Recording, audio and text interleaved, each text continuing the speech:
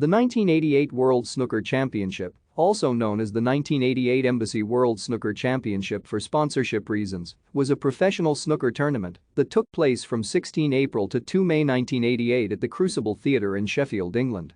Organized by the World Professional Billiards and Snooker Association, it was the sixth and final ranking event of the 1987-88 snooker season and the 12th consecutive World Snooker Championship to be held at the Crucible, the first tournament there having taken place in 1977.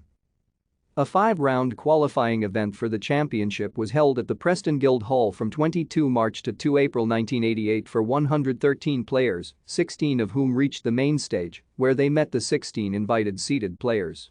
The tournament was broadcast in the United Kingdom by the BBC and was sponsored by the Embassy Cigarette Company.